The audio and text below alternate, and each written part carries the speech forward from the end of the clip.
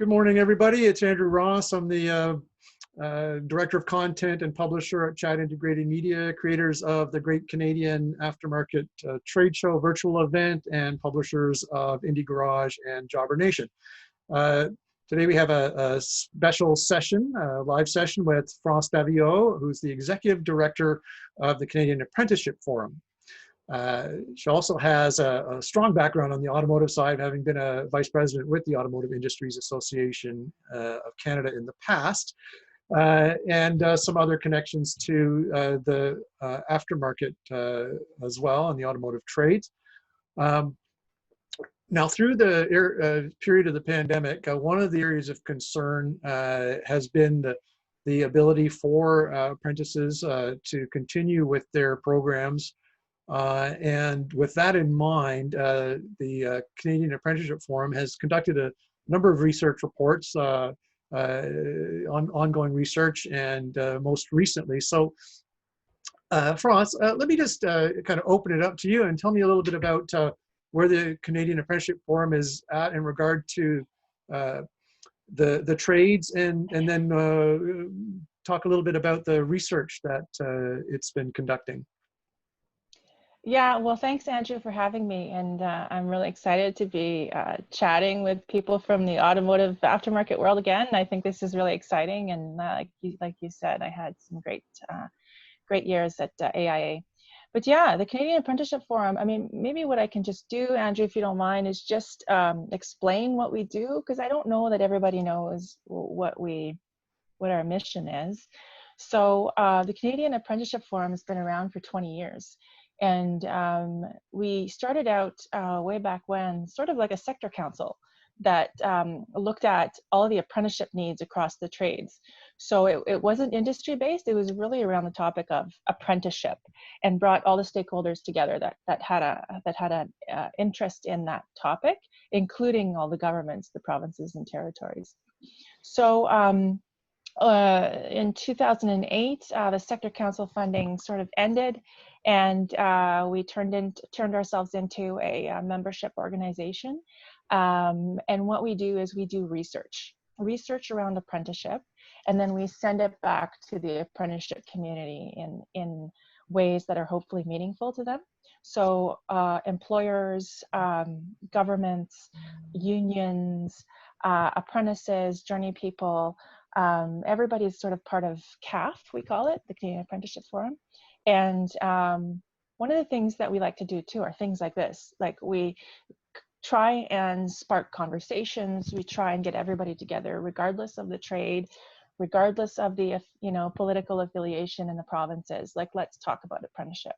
So that's what we do. We're a small group, but we produce some pretty important bodies of research.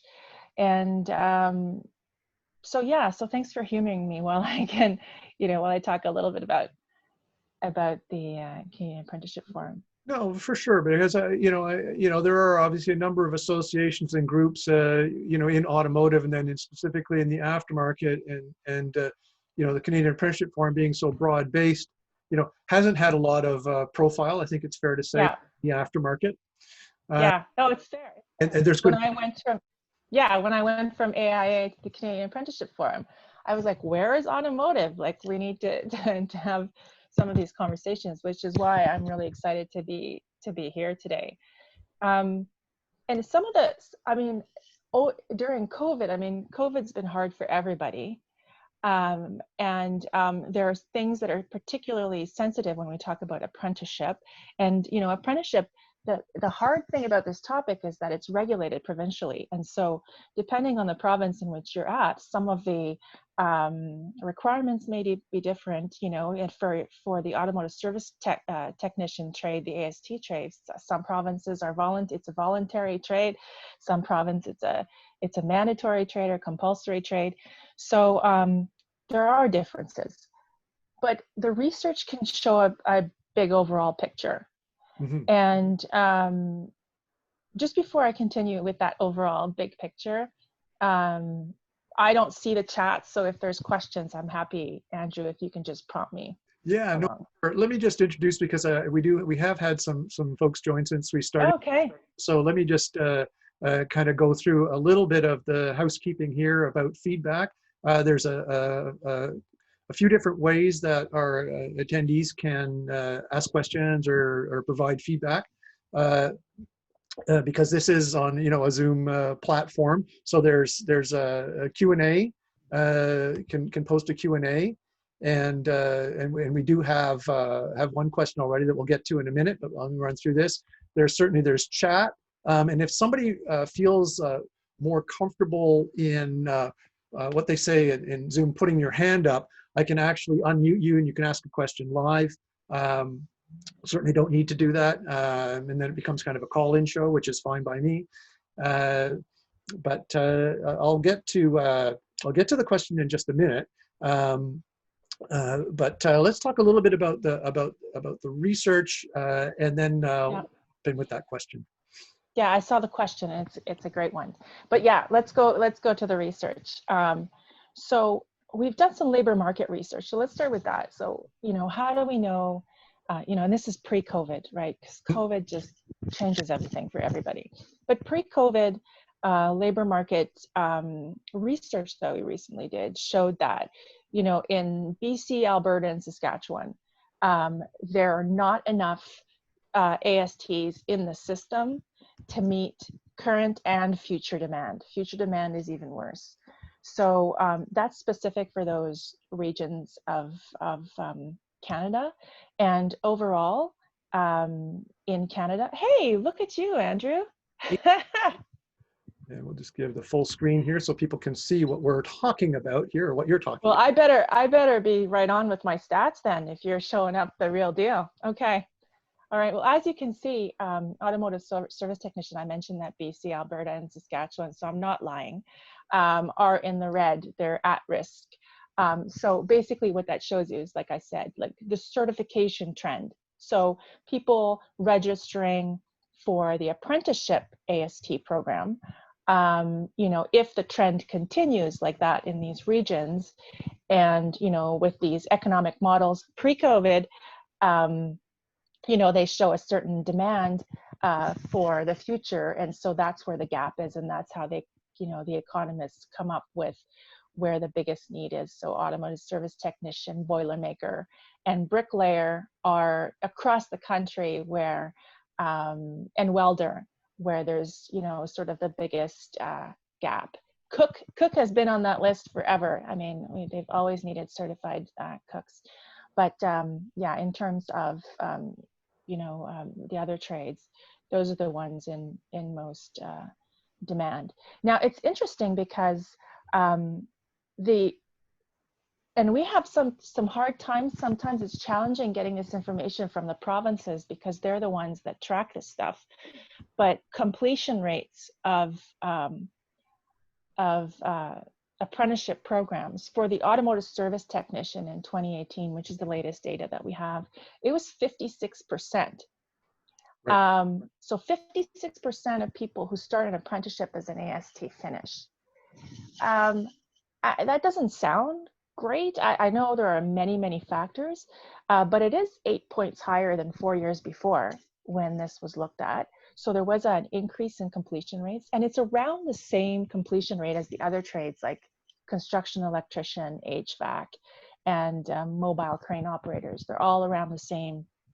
So, when you compare it to other trades, one can conclude that perhaps it's not the trade program that maybe needs to be looked at, but the entire apprenticeship system that needs to be looked at. Because if, the majority of the trades only have around a 50 to 60% completion rate, what's going on in the apprenticeship system? Like, what are those barriers that seem to, apply to all the trades and not just one specifically?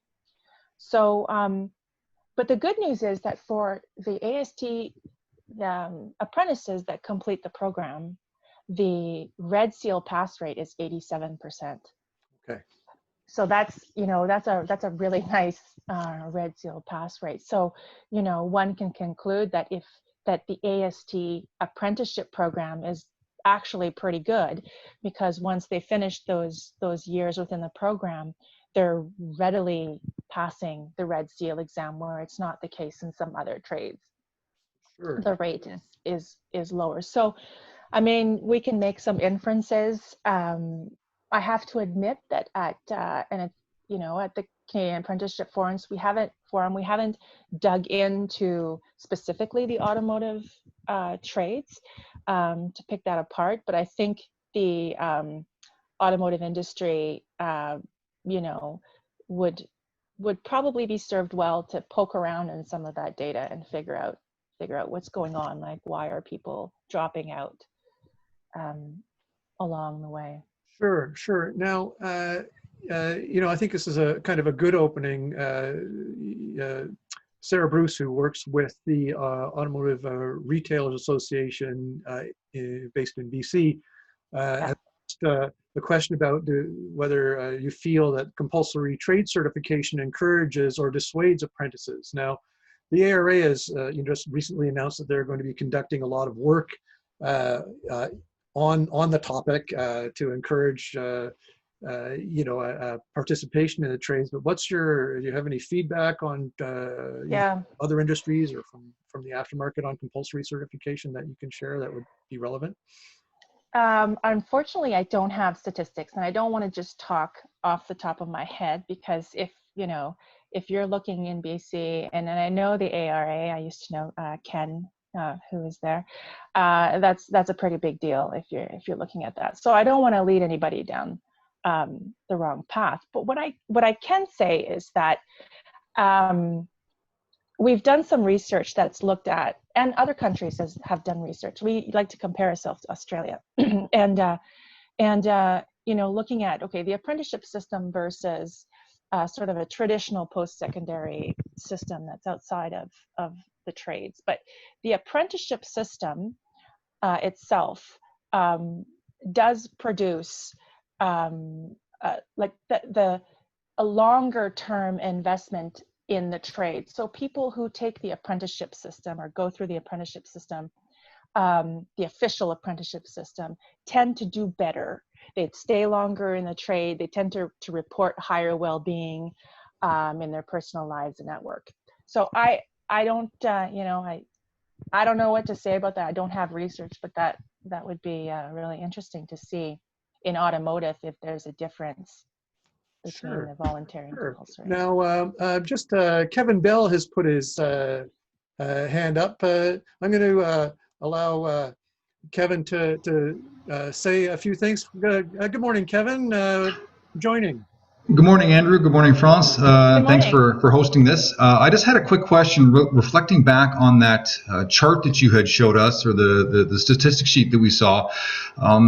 Ontario was in the gray as far as AST or automotive service technicians go, but for years we've been touting that there's going to be a shortage of well-trained automotive technicians. So am I misunderstanding that, or is there another definition that should be attached to that statistic?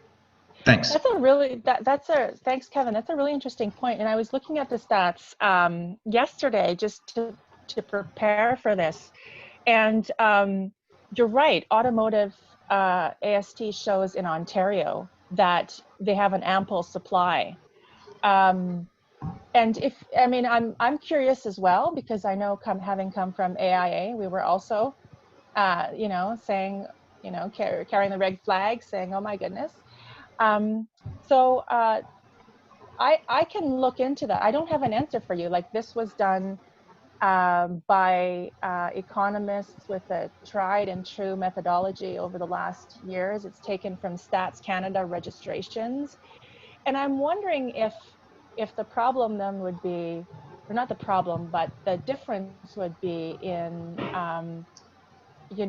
what types, are people that are working in service centers all wanting to be ASTs and going through the apprenticeship program? Because, are there some people going into the automotive service industry doing other tasks. Like Ontario's been talking about micro-credentialing for a little while now. So for example, I'll take construction carpentry, just because I don't want to pick on automotive, but if you want to be a carpenter, they're looking at, well, can you simply get certified as a framer? Can you simply get certified as another part of the carpentry trade and work towards the designation? And I wonder if, lube and oil tech and tire technician in the shops are sort of diluting some of those numbers or affecting some of those numbers too. So I don't have an answer for you, Kevin, but it's a really good question. I wish I had more answers for all your good questions today. I feel kind of bad. You're all posing some really good questions, but Sure. yeah. And just, because he didn't take the opportunity himself. Well, Kevin works in training in the industry, if I'm not mistaken, with Cars on Demand.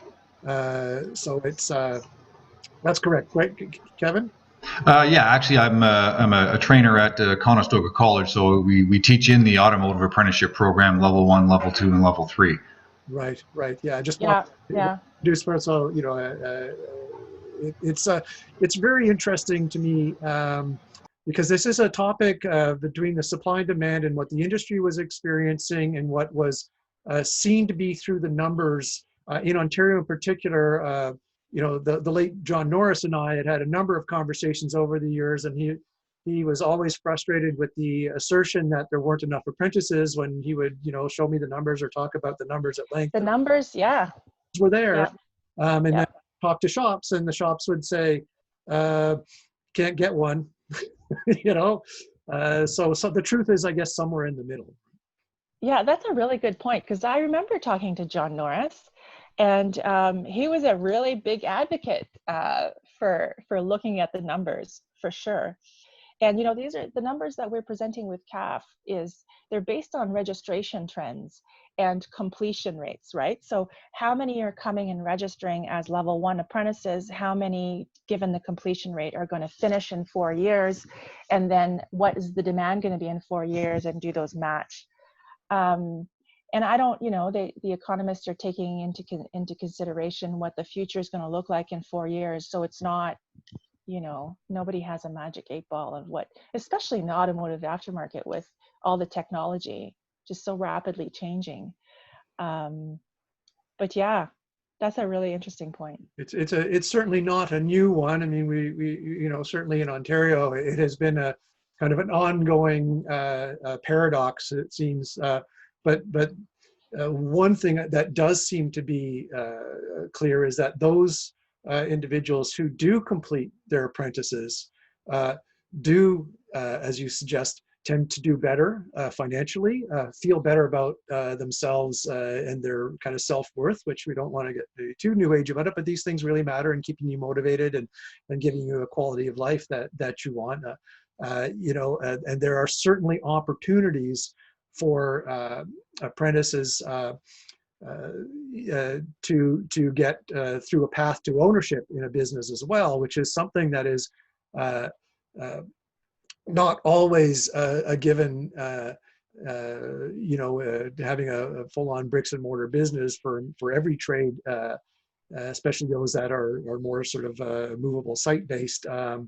So, and without those certifications, I think, you're probably not going to stay in the business long enough to learn enough about it to actually run the business. So it's certainly an interesting area. Now, from looking at the other trades and just, I know you have e-panels and this kind of feedback. What are areas that come to mind as being those barriers that have come up from time to time, whether it's in the aftermarket or if it's in other industries? Well, I think, and before we get to that, because I do have some information on that, but you mentioned, and we've been talking about sort of the well-being of apprentices and how, through certification you build up confidence, and through completion you set yourself up for a long career. But you mentioned the e-panel, and I just want to touch on that a little bit, because we've been able to round up almost 4,000 people that have agreed to sit on a survey panel for us. And these are apprentices and journey people from across the trades across Canada. And so, you know, a couple times a year, they allow us to pop into their phones and computers and ask them a bunch of intrusive questions, and then they answer. And, you know, and the assumption is they answer truthfully and in an effort to help people understand what they're going through. So pre-COVID, and now the world is, we're going to know the world between pre-COVID and post-COVID. That's how we're gonna know it. But pre-COVID, we did a well-being sort of survey with them, and we wanted to know how they were doing, and that finished in August of 2019, because employers were telling us that they were interested because they knew that happy apprentices or happy employees are more productive. You know, they're more apt to be positive in the workplace and adhere to policy and all these stuff. So it's just, everything was positive. And 11% of our respondents, so we had about 600 people actually respond to this survey, and 11% of those were ASTs. And there's some really cool nuggets that I'm going to share with you. When we asked people, apprentices about, and journey people about mental health, there was a really big difference between men and women that responded. And I know, having worked at AIA, that the automotive industry is doing a ton of work trying to get more women into the automotive sector and in as technicians or you know, painters and collision repairers and all that stuff. But when we're talking about mental health, 44% of the men who responded, the apprentices and journey people who responded, said that they were good. Like, we're good. You know, we're not super great. Nobody said they were super great. Not a lot of people said they were super great, but, you know, they said, yeah, we're good. But only 29% of female apprentices and tradeswomen said that they were good. Like, the rest were not good. And, you know, generally, and this is both men and women, 3/4 of the people said that they were generally happy with the trade that they had chosen, which is good. But only 50% felt that they had actual support from their employer or their school, whichever were they were in the program. So and this was across the trades, across men and women, across the country. Only 50% of apprentices feel like they have the support. So that's a good nugget to take back. And, you know, for ASTs specifically that responded, we were able to pull some out. But those that decided or were considering not continuing in automotive, like they were seriously thinking of doing something else, it was job instability. Okay. Job instability and, you know, financial constraints, like the pay as an apprentice. Right. It was a barrier. Well, it's one of the reasons they're considering leaving. So job instability and pay. It's not that they don't like it, you know, it's that they have to feed their families. Sure. Now I know that like Ontario, and I'm just trying to find the details on it as we're speaking right now, did introduce some loan forgiveness and some plans for the trade. They're kind of nuts and bolts. You know, we'd hope to have somebody from the ministry join us today. They weren't able to. They've been announcing, you know, initiatives pretty fast paced as we work through this. So certainly understanding of that, but it's, you know, the details are, you know, some number of dollars towards tool grants, as well as forgiveness, some loan forgiveness programs, provided that these apprentices have been in the program already. Now those seem to address some of the financial concerns. Certainly for apprentices in Ontario, I'm not aware of what other programs might be, you know, available in other provinces, you know, being provincial jurisdictions. But job instability or job stability that's pretty much in the hands of the shop owners and the business owners. And is revealed in the discussions about what's causing this uncertainty. Was there any kind of more specific feedback, whether it's automotive or across the different trades, on why they feel so kind of at sea in their roles? Well, and we're talking about apprentices now at this point, because I can pull, I'm extrapolating from research that we've done far and wide. But what we know through research is that when things go badly, when the economy takes a turn, like the first one to be let go are the junior apprentices, right? The first level, second level apprentices, because they're more work. I mean, they need to be trained, and they need, as employers, you need to invest in that training. So typically with the cycle of the economy, and that's what leads to a feeling of uncertainty.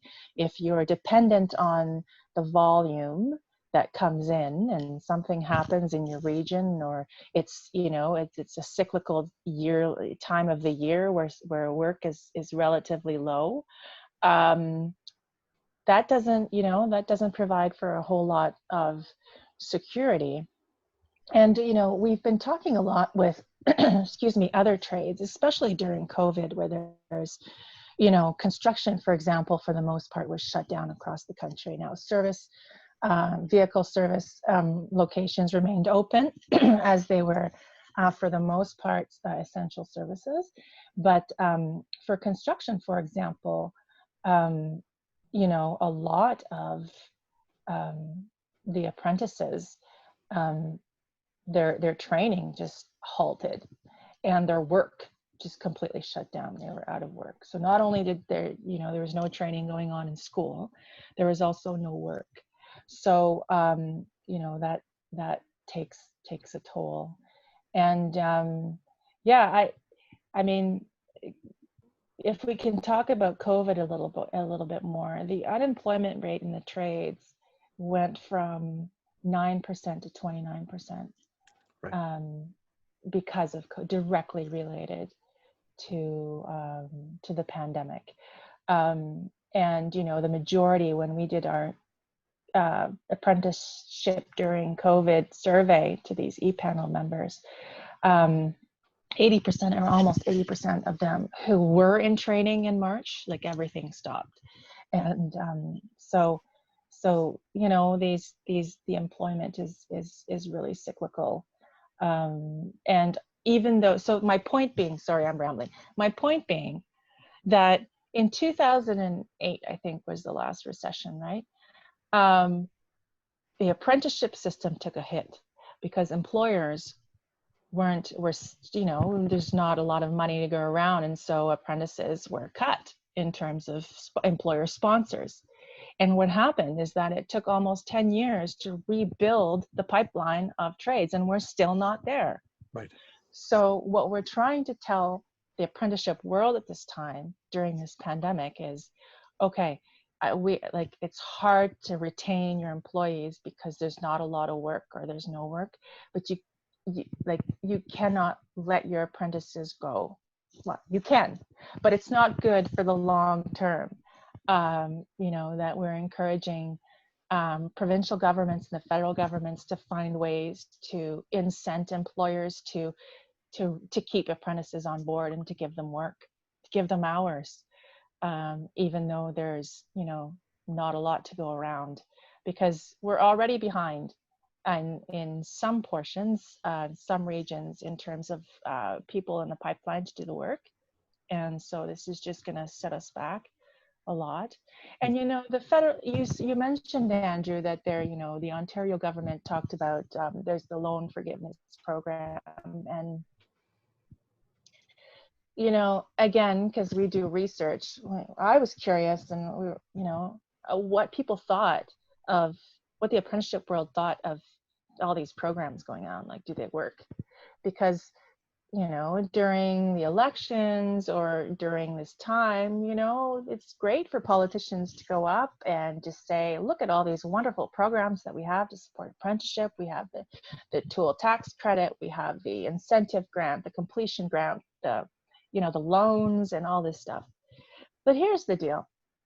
Apprentices told us that they don't like loans. Like, it's all good, but it does not positively contribute to their financial status, like their financial well-being. In fact, it could do the opposite. You know, loans don't reduce barriers. They just put it off to later. Like, they're a Band-Aid. So loans are not the greatest. And, you know, the tool tax credit, I hear, and I heard when I was AIA, is just nothing. It's peanuts. It's, you know, to what is required to actually reduce the barrier. Right. I believe that, you know, I was able to find the information on it as we were talking here, and the Ontario program, you know, is, you know, small credit where credit's due for them doing something, but it's $1,000 in a tool grant, equipment grant. It's $1,000. Now, for somebody who is building their tool chest, it's really a drop in the bucket. And of course, they would have to spend. It's just spending money for a grant. It's not helping them to live. And you know, currently, right now, I think you're going to find that a lot of people, they're looking to pay their rent. You know, as well as, you know, feed themselves, and aside from all these other, you know, more general government programs like the emergency benefits, etc. $1,000 doesn't go very far for a motive power technician. Yeah. So, I mean, the government is interested in here, and this is where I'm interested in hearing from the automotive sector, the employers, the shop owners, is, you know, if in a perfect world during COVID and beyond, if there was an employer subsidy program, a wage subsidy program, would that help? You know, shop owners take on first level apprentices, AST apprentices. Like, would that, and what would that number be? Like, is it $5,000? Is it $10,000? Like, where could we get that information? And I'm, you know, after this event, Andrew, I'm happy to keep having these conversations with whoever wants to have them with me from the automotive sector, because we're in a position to make some recommendations. So it would be nice to hear from the automotive sector, from employers, what they need.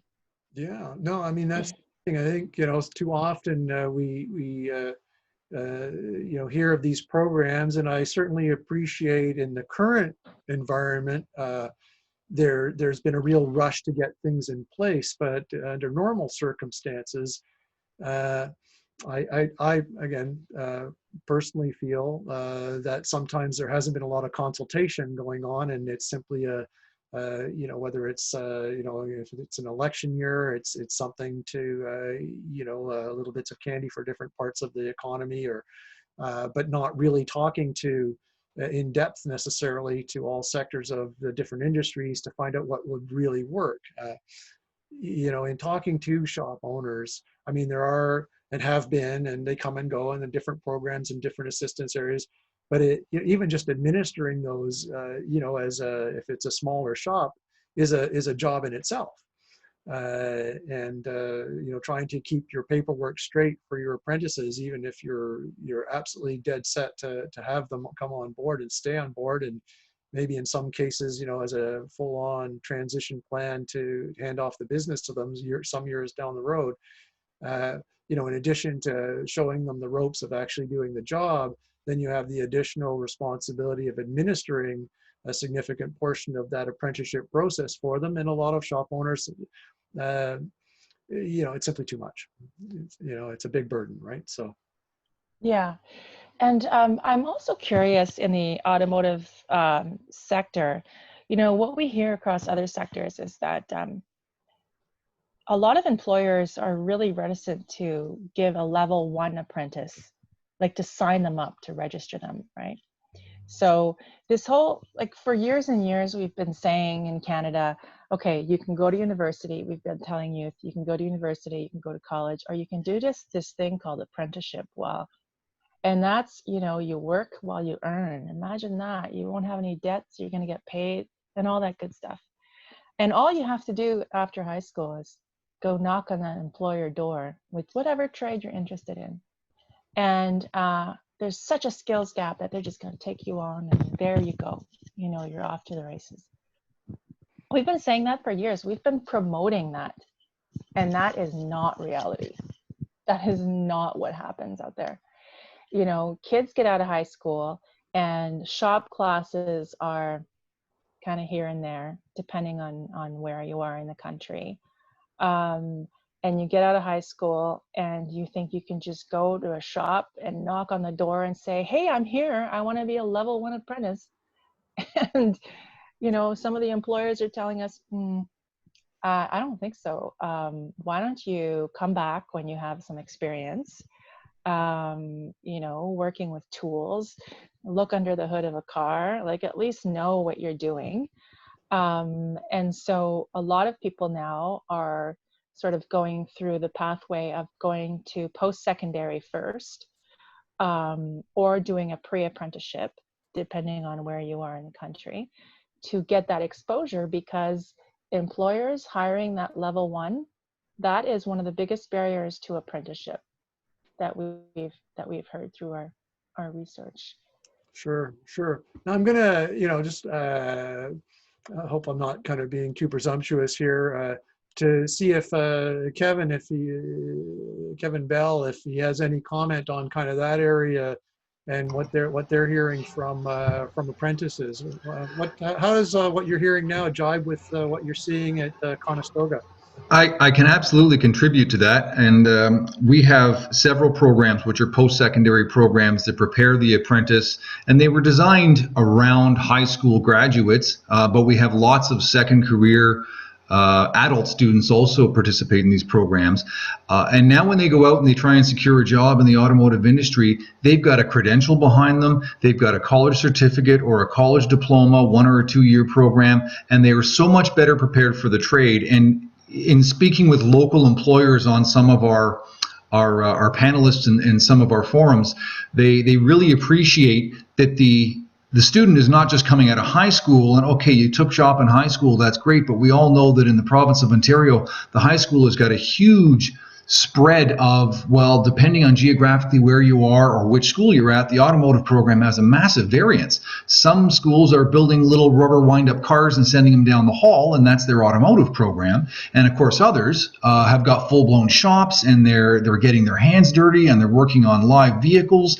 So there's a massive variance in how much experience they're going to get from high, and the employers know this. So when you say, oh, I took auto shop in grade 10 and 11, that's great, but what did you do? But when they come out with a college certificate or a diploma, now the employers are much more confident that, okay, you do have a good understanding, you do have a good background. So, and I think this is the bridge that is needed to have been built over the last decade, that the colleges have stepped up and done, because there has been this gap. And when we get them as level 1 apprentices, they're still pretty green. But if they've now gone through a 1 year or a 2 year program, and then they come back to complete their 2nd or 3rd year of apprenticeship after having been in the trade, the employers are better prepared to train them. And when they come back to us as a college, they've got much more work experience, because they haven't just been in the trade for 6 months. They've, been in the trade for maybe a couple of years after graduating college. So I do think that these programs are absolutely benefiting the trade, and it does make it much more competitive for anybody that tries to get into the trade directly out of high school, because now they're competing with people that are coming out of these certificate and diploma programs that have got some pretty significant credentials behind them. So and I don't want to bash the high schools, because I know several friends of mine and other, people that are in the high school trades department, but it's been long since touted that the high schools have not done a really good job of promoting trades. It's always been university, university, university. That is slowly changing. I know at Conestoga we have some great faculty on staff that are going to the high schools to promote trades and promote not just automotive, but all the trades that we offer. And we really try and push them. And the schools have been very welcoming to, hey, come on in and expose our students to this. We have Jill of all trades events. We have all kinds of open house and trade and tech days. And of course, there's the Ontario Skills, which is a huge event that all the colleges participate in. So that gap is slowly being bridged. And hats off to the colleges in whole for doing that. And we're only making a better product at the end of the day. Sure. I hope that wasn't too long-winded. I think I certainly appreciate the input. The one question I have for you, Kevin, is just in talking about I don't know what kind of outreach you're doing to the employers. What are they telling you about their root of their reluctance in signing on apprentices in general? I mean, are they telling you, are they giving any of that feedback? The majority of the feedback we get is not reluctance to take on an apprentice, but it's trying to find an apprentice that has actually got a passion for the trade and is willing to put, their best foot forward and a lot of effort into this. I guess I suppose you could blame some of this on social media and everything else. Hey, I like the way that car sounds, or I'm 16 or I'm 17 and I bought my first car, and they really think the trade is all about making cars go fast. And I saw my neighbor do some work on their car, and great, that's what I want to do for a living. And then they get into the trade and they discover, wow, I'm pushing a broom around on a Friday afternoon, or this is the 14th set of snow tires I've put on today. But that goes with any trade. The only time you start a job at the top is when you're digging a hole. Any other job, you have to start at the bottom and work your way up. And I think this is the shock that a lot of apprentices kind of realize, and after 3 or 6 months, they start to lose interest in the trade. And maybe that's why the dropout rate or the success rate is only about 56%. And we see that in the trade, where there is a level of attrition going through the college where we have full classes for level 1, but by the time that same class gets around to level 3, we've lost 5 or 10 students because they've gotten out of the trade. And it's just a culture shock I think they're not quite prepared for. And and maybe social media to blame, because they make everything look bright and sparkly, and you see all of the fast cars and the noise and the paint. But when you push comes to shove, that's not what you're getting into initially. You may get there eventually if you're good at what you do, but that's not where you're going to get initially. That's a really good point. And I mean, we could talk about this for days, but we did an employer sort of roundtable, and we heard exactly that. Where, these young people come in and they think they can start at the top. And then we hear the young people's versions. And then the people that are level 1 apprentices that we've surveyed have said, look, I get that I need to push the broom around, but I need to also learn. And I can't simply in my first year push the broom around. I need to be taught how to do some other, I need to be taught how to acquire all the other skills required for level 1 in the shop.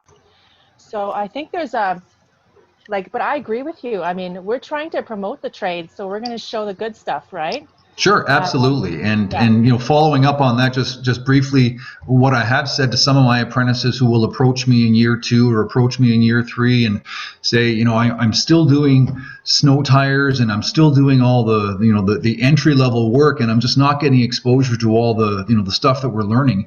And I explain to them that when your employer signed a contract to train you, and it's kind of up to you to, maybe push your employer a little bit and say, hey, I need jobs that are a little more demanding. I realize that I'm at the bottom of the totem pole and I'm still kind of learning, but I say, here's a copy of the provincial curriculum. You show your employer what we are teaching you right now at level 2 or at level 3 and explain to them, these are the tasks that I need a little bit of exposure to. I'm not saying throw me a head gasket or send me into a timing belt or a massive, engine job, but I need a little bit of exposure to these things, because I think some of the employers may not necessarily be in tune with exactly what the curriculum levels are and how that apprentice needs to develop. Now, they have their training log books, which is a great asset that we never used to have. But I don't think a lot of apprentices feel comfortable going to their employer with these books. They just kind of put them in the bottom of their toolbox, use it to prop up a chair somewhere, and they don't get filled out until the very end. So there's a bit of a gap there as well. Yeah. Mm. Yeah.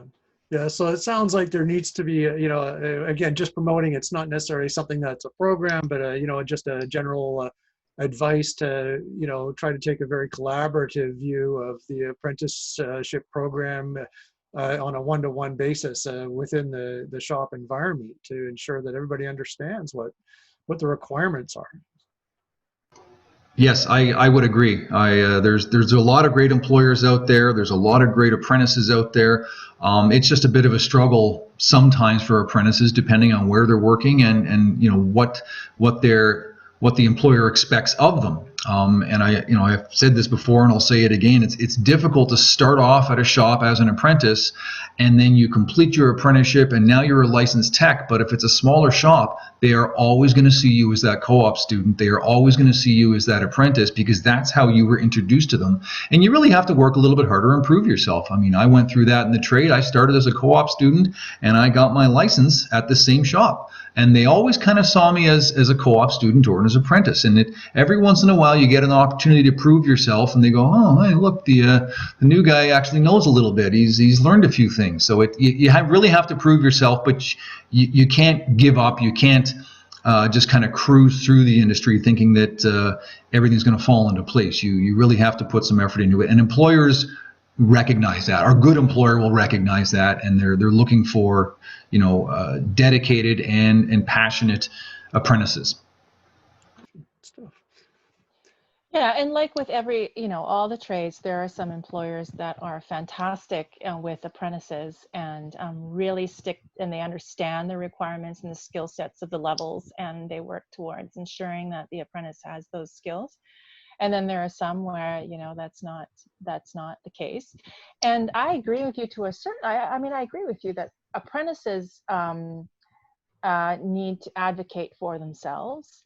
And understand, but there is a power dynamic there that makes it a bit challenging, and especially if you have someone, from the underrepresented people in the trades, like women or Indigenous people or racialized people, to ask them to advocate once again for themselves in the apprenticeship system. Could be fairly challenging. And I think that's where, if there is a good relationship between the post-secondary educations and education sector and the employers, then that mitigates some of that a little bit, because there's some checks and balances in place and there's relationships there. Yeah. This speaks to the kind of broader finding where the apprenticeship candidates weren't feeling supported in their endeavor, and so it's probably something that we can all do a better job of. I know that certainly from our standpoint, through our Indie Garage title, we've sought to, and through events like this too, to not only address the issue for the employer, but to speak to the apprentices as well and make them feel included in the conversations, which is often not the case. I mean, exceptions for our guest, as well as Kevin at Conestoga, who obviously are very engaged with the apprentices. But often in the trade, we talk about apprentices. We don't talk to the apprentices. We don't include them in the conversations. you know, that is something that you know, whether we feel we're doing enough or not, if we do more of it, it can only help. So. Sorry, I'm going to unmute myself. Yeah, I agree. And you know, it would be interesting to, I mean, there are so many players involved in the apprenticeship system. You know, there's the provincial government that's sort of the regulator of the trade. There's the, you know, post-secondary that offers some fantastic training. There's the employers.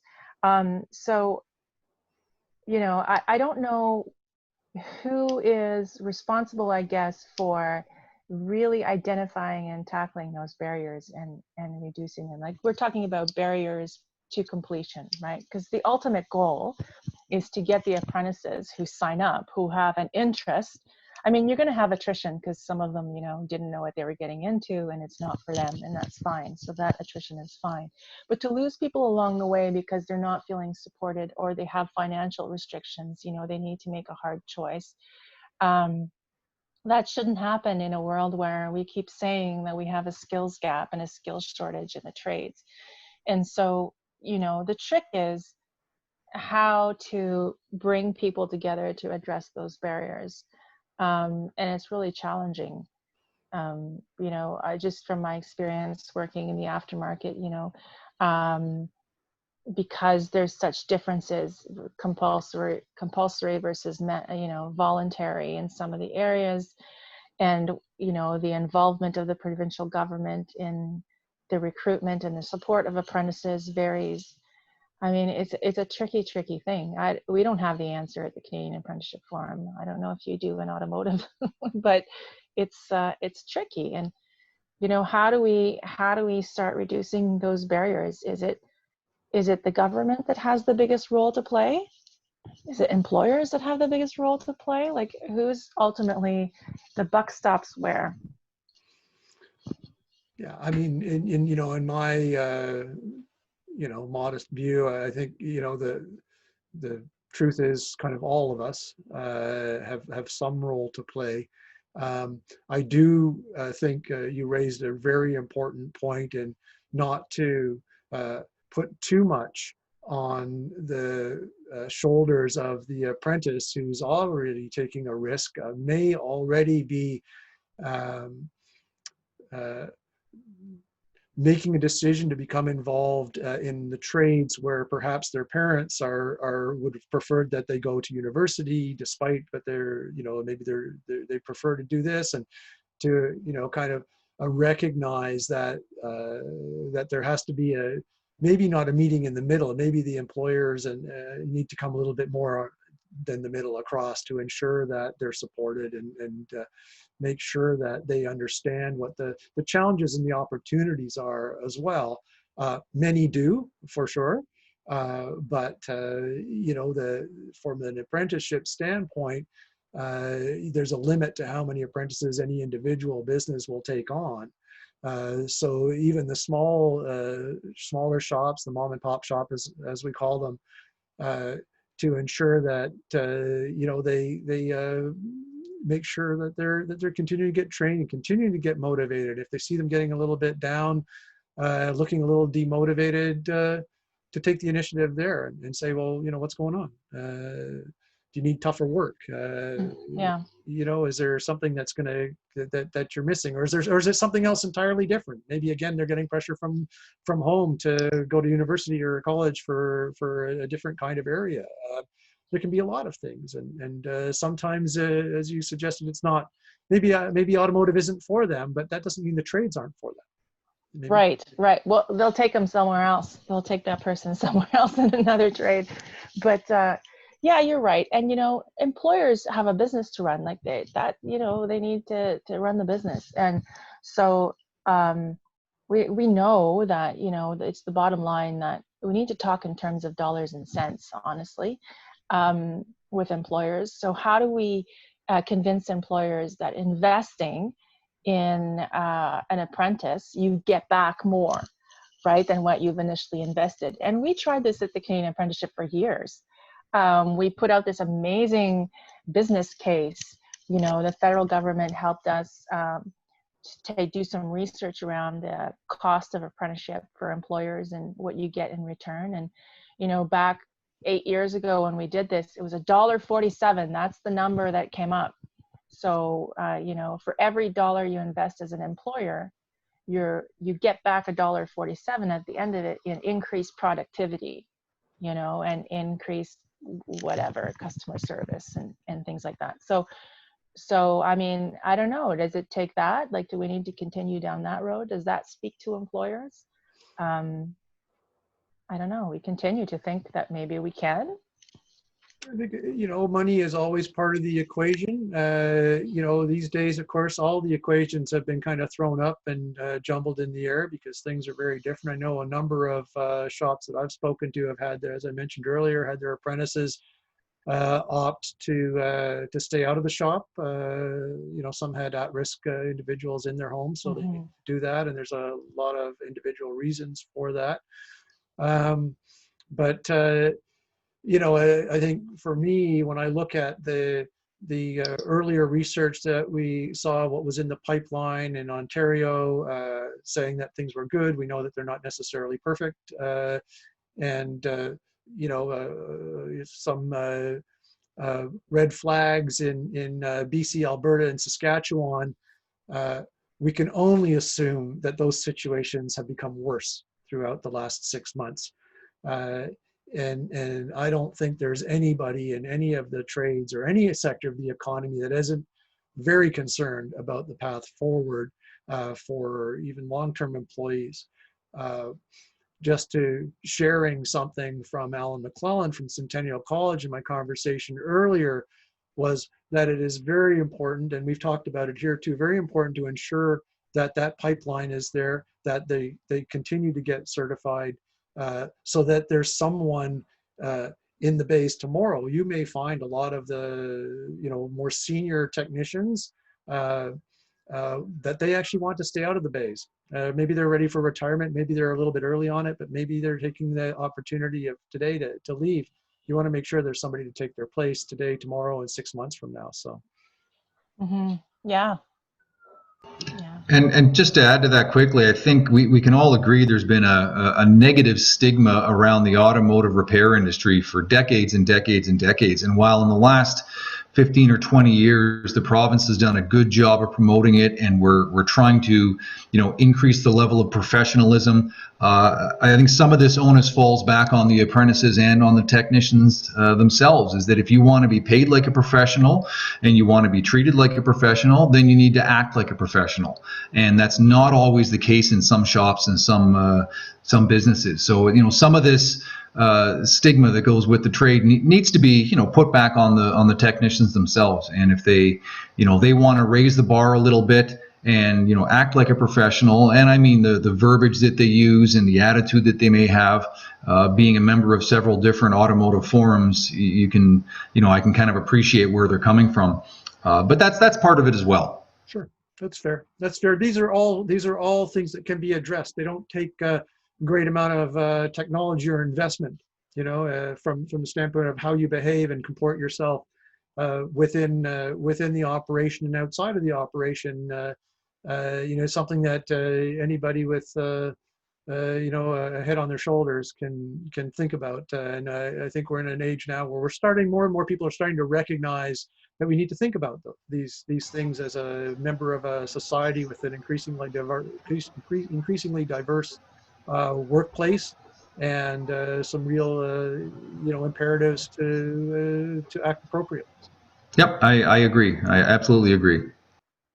Respectful workplaces is a whole other conversation that we could have for another hour. We will do that. So we're really at the top of the hour now. France, thank you so much for joining us today. Thank you so much also, Kevin, for jumping in, give your perspectives from Conestoga. I really appreciate it. I think people are going to get a lot out of it. And to everybody who's watching this live, thank you for joining us. Everybody who's going to watch this on recording, we're going to include some contact information here, some links to get in touch with the Canadian Apprenticeship Forum, find out more about what they do and areas that they might be able to provide some insights for you that applies to both businesses as well as potential apprentices. Again, thank you very much, everybody. We'll have a great day and be safe out there. Bye. Thank you. Thank you.